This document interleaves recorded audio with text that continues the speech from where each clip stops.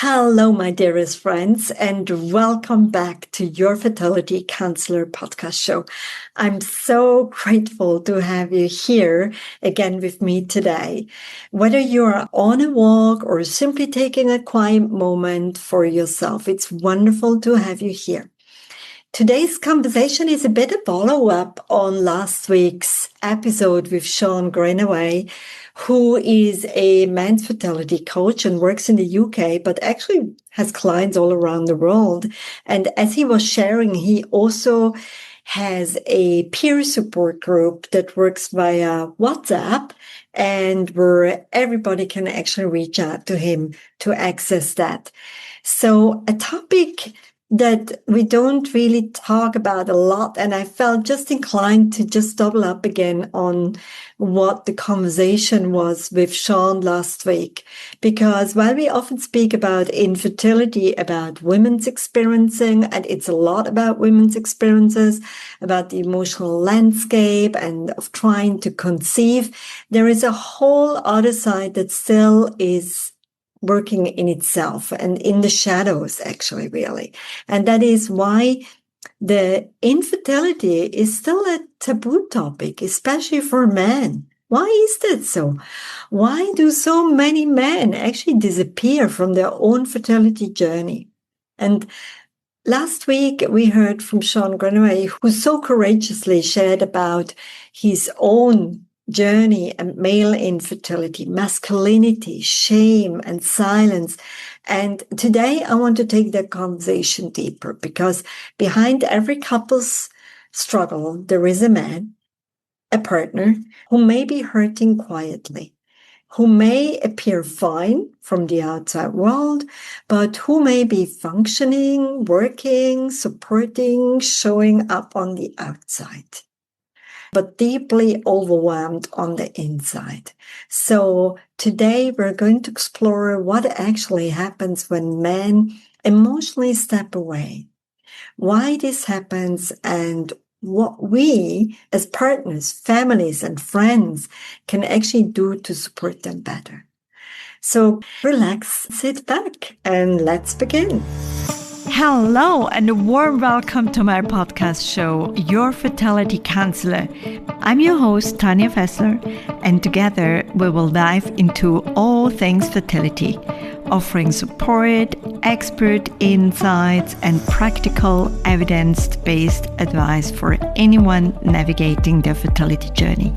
So grab a cup of tea and make yourself comfortable. Let's get started.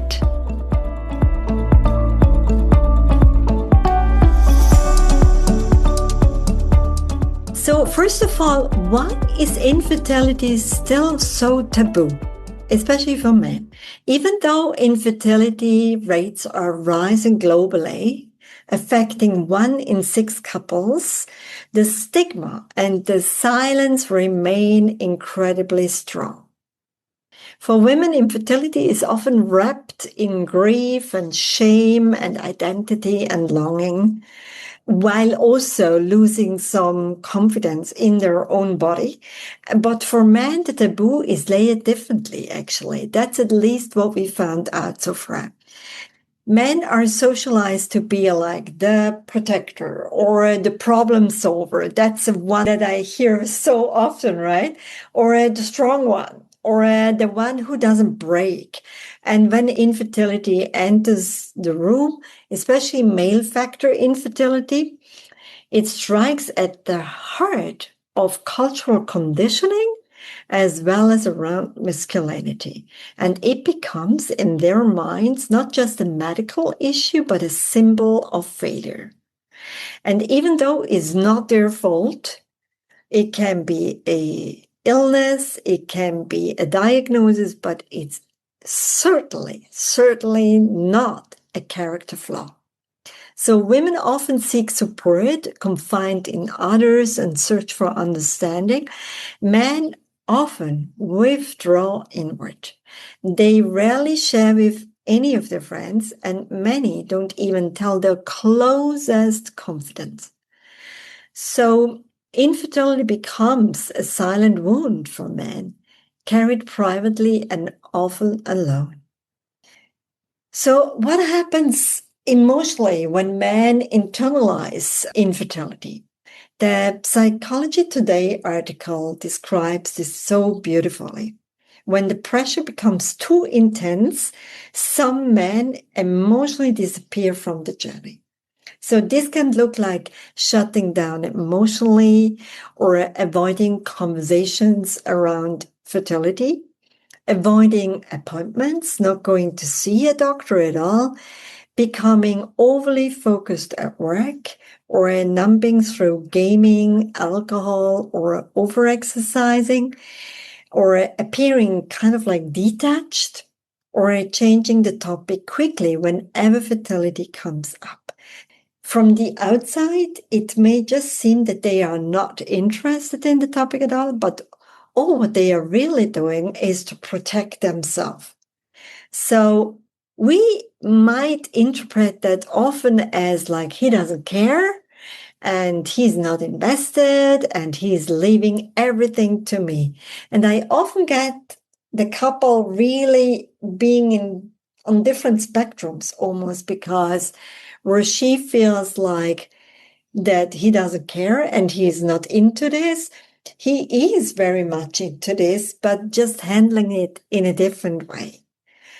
So what's actually happening is usually quite the opposite. As I just said, it's like men stepping back, and not because they don't care, but because they care so deeply that they don't know how to cope. And their withdrawal is often an attempt to protect themselves or to protect even you. So men are taught, if I don't know how to fix it, I should not talk about it. Or so silence can become their coping strategy. And of course, this creates emotional distance and misunderstandings and loneliness for both partners. So what are the signs that a man is disappearing from his journey? How can we pick that up? The term disappearing doesn't mean physically disappearing, but really emotionally stepping back. So here are some common signs. So it can be that your partner is avoiding fertility-related appointments. And not because he doesn't want to have a baby, just because these appointments would trigger the shame. He would need to face reality, and it makes him really feel fearful and helpless. Another one could be that he minimizes the importance of the process. So it could be like sentences like, it will happen when it happens, or let's not overthink this. So again, this would be a sign of emotional self-protection. Another one could be that he becomes highly focused on other areas.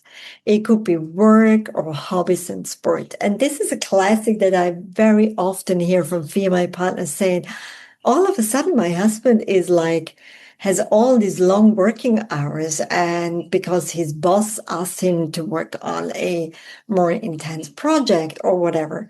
It may or may not be, but it's just a great, great coping strategy, because it really helps them to take their mind off what's hurting them really. And it also gives them maybe a place of where they feel safe, because they know that they have capabilities in that area. Another one could be that he shows a sense of like a certain level of irritability or frustration around small things. Overwhelm often shows up sideways when it cannot be expressed directly. So he's also physically present, but emotionally flat. So this is emotional numbing, and it is a common response to helplessness. And then he would definitely avoid having emotional conversations. So especially conversations around grief or disappointment or future planning. It's those things that they really, really try to avoid. So if you are noticing any of these signs, please know this is not a lack of love. This is not a lack of desire for a baby. This is a sign of just emotionally overcapacity. So men often hit emotional saturation sooner because they have fewer words and fewer safe spaces. So also fewer maybe role models for expressing vulnerability. So why do men withdraw, and what's the psychology behind it? The article that we found on Psychology Today was highlighting 3 key psychological drivers. First of all, shame. So the core emotion behind withdrawal, shame says there is something wrong with me. But shame spoken becomes shame reduced. So shame kept silent grows. Another one is loss of control. Men are conditioned to fix things. And in fertility, there is little space for fixing things. And each time you think you just fixed something, it may actually just turn out that it could cause either another problem or it didn't fix it at all. So this loss of agency is deeply destabilizing. Then fear of disappointing the partner, of course. So many men fear being the reason their partner is suffering. This is a big one. And they believe they must remain strong for her. So, but strength without vulnerability becomes emotional isolation, as we all know. And this can be really a tough one. Another area is the trauma from the process itself because of repeated semen analysis and repeated vulnerability and, being exposed even or being under pressure when intimacy should happen. This timed intercourse thing or miscarriage or whatever, all of this affects men emotionally. Deeply, actually, and even when they don't show it. So feeling unnecessary to the treatment process is another one, because a lot of these fertility appointments, like what Sean pointed out last week, was even though he was the reason why they had to undergo IVF, the doctors were talking consistently to his wife only. So how do you feel part of this if medical specialists don't talk to you? So luckily, many doctors are realizing that. And we as fertility counselors consistently share this in our conferences with the medical experts because we really want them to understand it's about both. When you meet them as a medical expert, you need to talk to the wife and the husband, to both of them. It's the couple who makes the IVF happen. It's not just the wife, even though we acknowledge the fact that she is the main one going through procedures. But sometimes men have to go through some of these procedures too. So it can also raise this kind of like sense of invisibility and I'm not important. And that's a tough one for everyone. Every human being is a tough one if you are in a space where you feel unimportant. No one wants to experience that. So what men often do to cope? So we can say that, lots of men are like taking a deeper dive into data and statistics and look at the factual data, or they actually incorporate distraction. I'll bury myself busy at work, for example. Or you see like that they are joking about things. Let's joke so that I don't feel the pain. Avoidance, of course, is a big strategy that is often very used. If I don't think about it, it may hurt less, which is often not really the reality. And the hyper independence, I can handle this alone. So these are not flaws, and they are coping strategies learned through culture, society, upbringing, and gender conditioning, really. And this is really important to understand that this is something that still needs a lot of education in it. And that's why we are here to help with this period of education, to help couples to learn how to cope with these strategies and break the taboo around fertility and especially men's fertility. So, how partners can support men better. So, how can you, as a partner, support your male partner in a better way? Supporting men does not mean pushing them. The more you push, the more they retrieve from the scene. So, forcing conversations or fixing them doesn't help. It means inviting them into an emotional safety, really. That's what we want to do.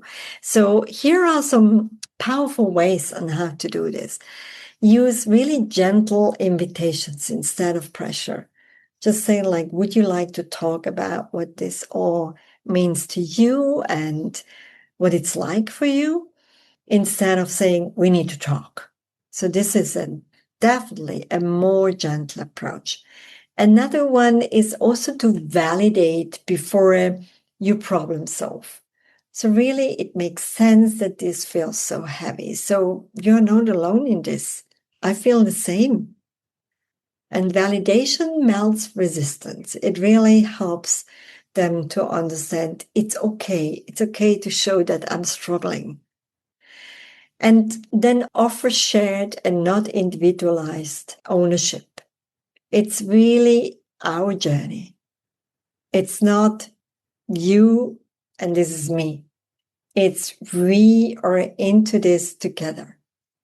Really bring that closeness, bring that teaming up spirit into this. It's so, so important for a fertility journey. And then really encourage also to take up professional support, normalizing it. So many people speak to a counselor or a coach nowadays, and it's not something that is out of the norm, not at all. We are supporting so many of our clients around the world, and it can be truly helpful to get yourself unstuck, to get yourself flowing again and shifting towards great and good energy. So many men, after seeing us, say at the end of the session, I wish I would have found you earlier and started to talk about my journey earlier. Also suggest it maybe to a friend that you are seeing is struggling. Suggest to them, hey, go and talk to someone. There are plenty of counselors out there. And if you don't click with person A, you may actually click with person B. Don't give up and reach out. And then create these emotional check-in rituals, really. It could be once a week, going for a walk and just check in and just see like, how are you? And often when I start off saying, how are you? People will go, la, la, la, la, la. And then I say, okay, let's rewind. How are you really? And that's where a deeper conversation would start, actually. So this is maybe a great invitation to do this with your partner as well. And giving your partner a space, but not a distance one. It just means like holding the space, giving them the space here in a safe and protected way so that they can breathe and they can return to be more present with you. So what do men really need to hear from us? If you're listening today and this applies to you, or if you love a man who is struggling, and so these are some of the most important messages that you can share with them. You are not broken. You are not failing. And you are not less of a man. You do not have to carry this alone, is another one. You can also share that your feelings matter and your presence matter. And your voice deserves space in this journey. So, my dearest friends, thank you for being here with me today. I hope that this resonated with you. I just felt so inspired by the conversation I had with Sean last week, so that I felt I must talk about it once more, about how to break this taboo, how to help the men on their fertility journey to better cope and show their presence on this journey. And it can even be that if you feel that your partner is not being validated, or his presence is not being validated or acknowledged when you're seeing professionals that are supporting you on your fertility journey, please ask them gently, give them a little nudge and say I really appreciate you talking to me, but we are here as a couple and this is a journey we are taking together. So yes, as we acknowledge that a lot of procedures have to do with the female part of the IVF journey especially, but we also want to acknowledge that my husband is here to support me. So I would love for you to actually speak to both of us. Do that, I think it's also education goes sideways. It's not always a one-way strategy. And when we do this, we really speak up, and in that moment, you can make your partner feel important, feel part of this, making him really be part of this journey. And that's so, so important. And you will certainly be that dream team on this journey, becoming the dream team that does the magic. Yes. So if this is something that resonated with you and you feel like you want to share it with others that you know, please help to break this taboo topic. Help to reach out, help others as well. It's really that ripple effect I'm looking for, that to touch as many hearts that are on a fertility journey around the world, as many as we can, and help each other. You are not alone. I can't emphasize enough on this, and it really comes from my heart. So thank you. Thank you for tuning in. Thank you for taking the time and being here with me today. And we shall continue with many more episodes. And if you have any topics that are of interest, if you want to learn more about or anything, please reach out to us. Let us know what you want me to research, what you want me to share. I'm more than happy to do that. Until then, I wish you a wonderful week ahead, and we shall see each other again next week. Thank you for being here, and take good care. Bye for now. Thank you for joining me on this episode of the Fertility Counselor podcast. Remember, you are not alone on this journey. If you need support or have any questions, reach out to us via email at inquiries@counselingconnects.com. Don't forget to follow us on social media at Fertility Connects. We'd love to hear from you. If you want to learn more about us and the services we offer, head to www.fertilityconnects.com. And if you're looking for support beyond fertility, visit www.counselingconnects.com. Take care, and we'll see you in the next episode.